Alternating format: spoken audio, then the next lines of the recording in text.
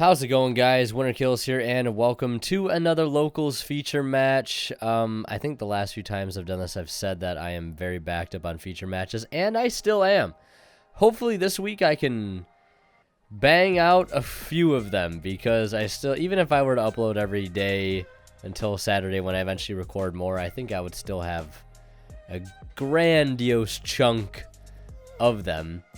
But we have here Magical Musket versus Dragon Link, everybody's favorite combo deck right now.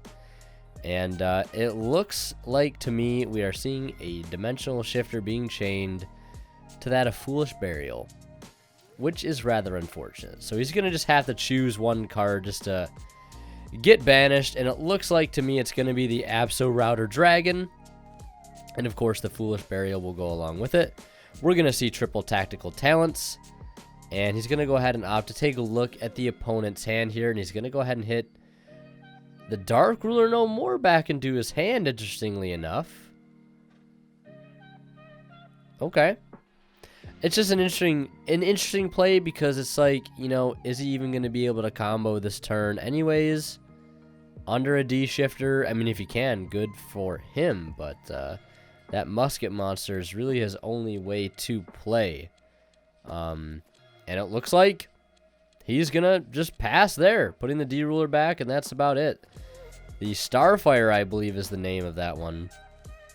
And he'll just go ahead and summon it, swing in for some damage, and it looks like that'll do it for his turn. Now that D-Shifter is no longer there to hinder the plays of our Dragon Link players, he's going to actually be able to combo here, or at least try to. And Quick Launch is a great way to do that, and it looks like on that Quick Launch, he's going to be able to activate Starfire, I believe that is, and that's going to be able to activate its effect to go ahead and special one from the deck, and I believe that is Caspar. Caspar, I believe, also has the ability to, I believe, maybe search a spell or trap. I know the Muskets do things based on like when certain spells or traps are being activated and things like that. So we're going to go ahead and see a second Quick Launch. And there is the Desperado. That's going to be the counter trap. It's going to negate it. And on that resolution, Caspar is going to go ahead and search, I believe, the trap that allows you to pop a card. So he's going to have to play through that as well.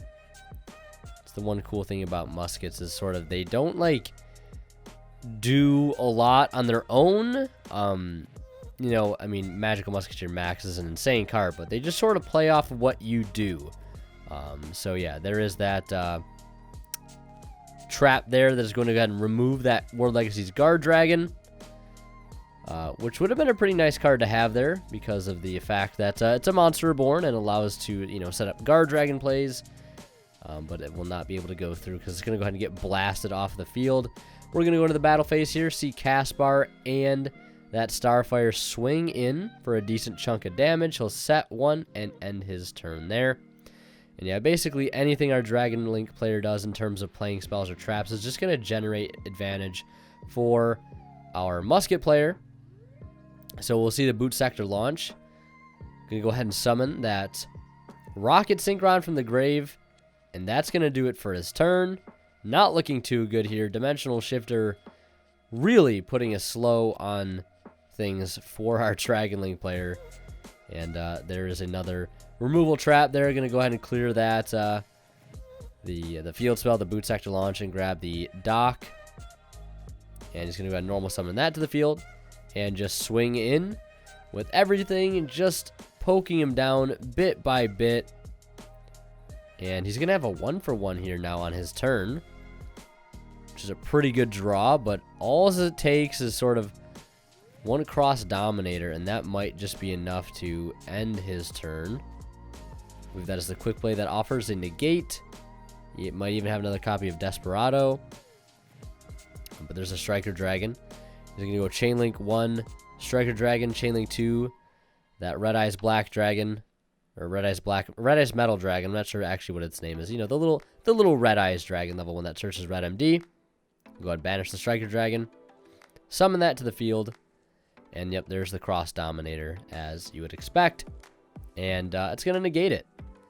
And allow the dock to recycle one back, another interruption. So, yeah, there's not much he can do there. So, we're going to head into game 2. Magical Musket taking a very quick and easy, not so quick, but easy, game 1 there against the Dragon Link deck. The Magical Musket deck, I find, like, can be sort of like quicksand in a sense.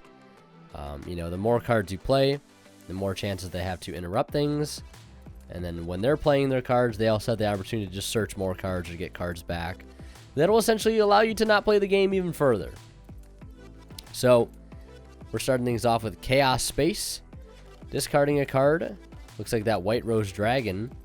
Summoning the White Dragon Wyvern Burster. Gonna go ahead and summon the Noctovision there after summoning that Striker Dragon. And he's going to go ahead and search Boot Sector Launch and Black Dragon Collapse Serpent as a result. Noctovision Dragon. I think one of the newer cards that's been played in Dragon Link. You know, maybe not so new as in like yesterday, but very nice extender to have. And I believe when it hits the graveyard after, if it's being set there for a link, I believe from the field or something, you can draw a card. So it looks like he will draw and then Chainlink 1 Romulus to grab Divine Lance, and it looks like he drew Dragon's Ravine. So, best of both worlds there, because Romulus can either search Dragon's Ravine or any Dragoonity's spell or trap, I believe. So, thanks to that Noctovision, he just basically got, you know, 2 cards off of that Romulus in a sense. So, we're going to see the Phalanx come out, not Koos like I thought it was or whatever I said last time I was doing commentary for Dragon Link, but there is a Nibiru right after the resolution of Link Cross.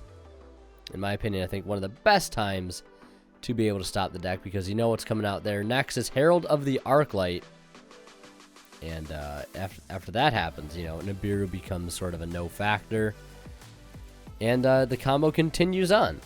But here he will need a tuner extender if he has it. He's going to start with a Black Dragon Collapse Serpent. And it looks like he's going to attempt to use Chaos Space Engrave here. At least that's what it's looking like. Shuffling the deck. Going to put that to the bottom. And pick up a new card here. And it looks like it is a Pointer of the Red Lotus. Not really what he's looking for in this situation. Although Quick Launch would be the best possible card.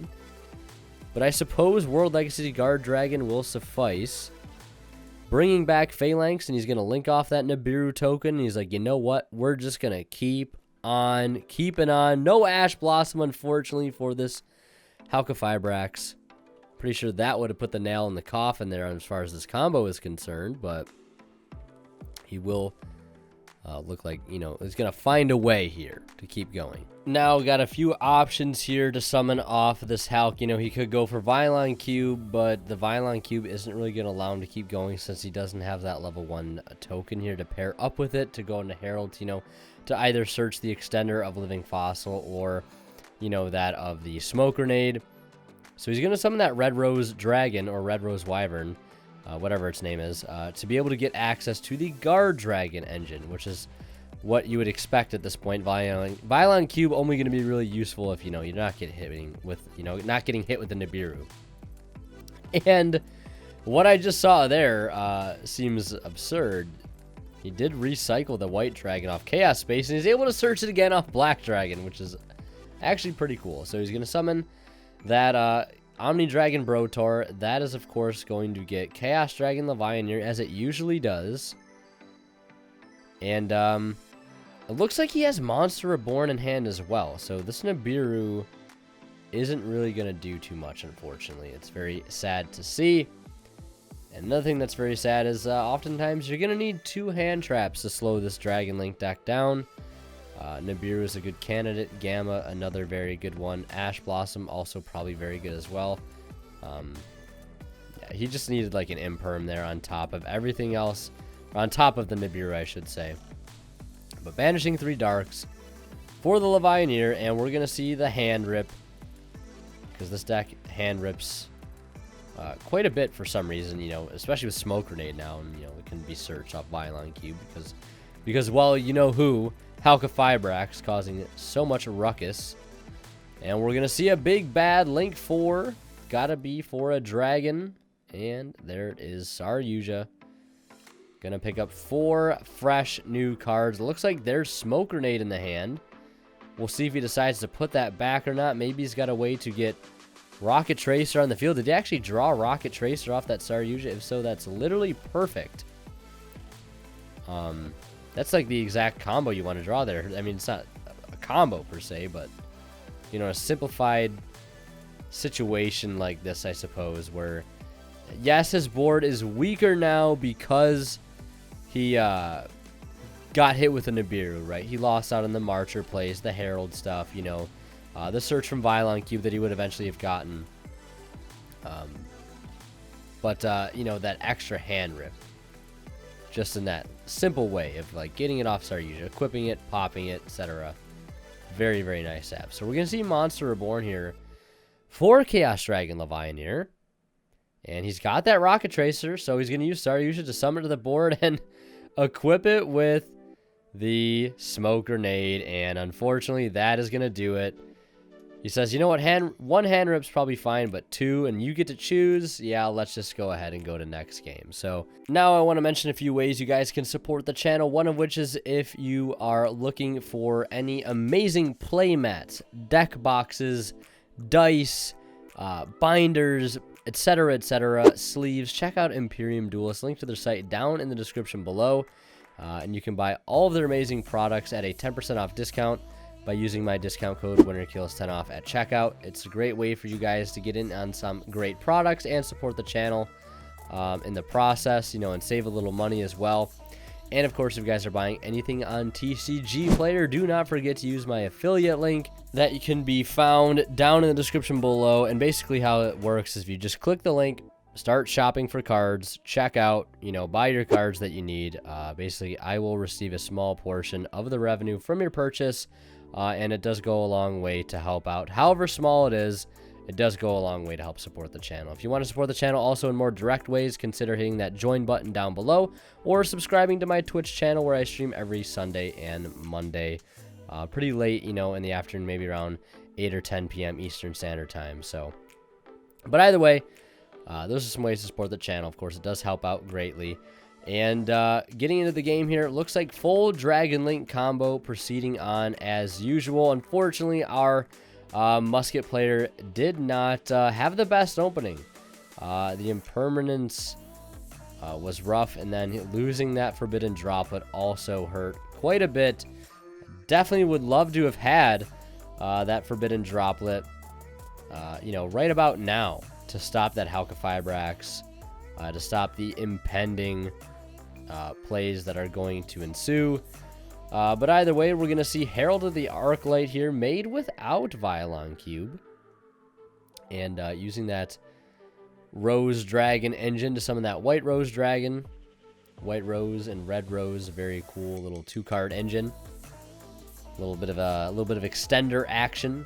You know, dragon tuners in those situations where going for a card like Vylon Cube might not be so optimal. So now we're going to see him link off into Pisty. Pretty optimal arrow alignment also. And we'll see what he's going to go ahead and choose to summon here. And it looks like it's going to be a copy of Absolrouter. I believe when Absolrouter hits the grave, it'll be able to net him a search of a rocket. And he's going to go ahead and go into that Pivotal Buster Link 2. Yep, so he's going to go ahead and search Rocket Tracer now. And not sure what the next move at this point is going to be. Obviously, you don't really need to fully assemble like your full, you know, 900 negate board at this point. You know, he is going second here, so we can just try to focus on going for game. So Pisty is now going to go ahead and bring back the White Rose Dragon. Now, I'm imagining we might see a Saryuja here. Just going to link all of that stuff away to sort of break the dragon lock that has been put on him by those guard dragons. Definitely going to put back Gamma, looks like, and not sure what else. Maybe Rocket Synchron has a copy of Noctovision in hand. Maybe putting back 2 copies of Gamma. Definitely don't want those cards right now. They are near useless. We're going to see Saryuja put Omni Dragon Brotar on the field, discard a card. And It looks like this is where we'll see him either get access to Chaos Dragon Levianeer or perhaps something else, but it looks like it's going to be Chaos Dragon Levianeer. You can go ahead and put that on the field and either just use the Monster Reborn effect here to get more bodies on field to get more damage, or you can just straight up remove the Starfire. But it looks like he's going to use the Hand Rip effect. Actually, no. Maybe using the other effect, banishing lights and darks.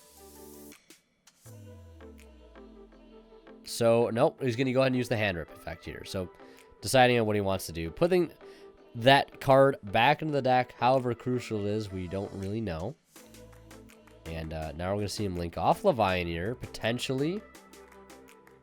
And Brotar. Thinking here. There is the Boot Sector launch to go ahead and special out 2 more rockets just like that. And we're going to see another Link 4 play here. And it's going to be for Borosword. That has got to be one of the longest, most drawn-out Borosword combos I've ever seen. And we're going to see Nocto Vision Dragon hit the field, and it still doesn't seem like he can OTK at this point either. Unless he does this. He just needs a monster that he can get out in the field in attack position. And then another monster on top of that that has, you know, more than 2,000 attack. I'm thinking he might synchro off the Herald. Oh, no, he's already got another level 4 rocket monster in the field. So he's just going to go for Savage with that. And, you know, equip it with a Link 4 Saryuja. Make it gain 1,400 attack. Putting up to 44 here. So he's going to be able to cut through that cast bar. And not much he's going to be able to do there. So the world's longest Borosword combo. But it's enough. And Dragon Link, as you may have expected, taking the match 2-1. All those we saw in Game 1. Able to stop that Dragon Link combo no problem at all. So this matchup is probably one of those matchups that could go in another direction, but just didn't seem like he had the most optimal hand there in Game 3, unfortunately. Looks like he'd maybe not have seen side deck cards or too many side deck cards in the form of, you know, double droplet.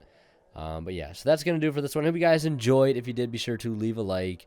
And don't forget to check out the ways you can support the channel down in the links below. And as always, guys, Winner Kill signing out. We'll see you in the next one. And of course, last but not least, a huge shout out goes to our Divine level channel members here on YouTube, Academic Thick, Zors, and Cadillacs84. Thank you guys again so much for your continued and generous support of the channel.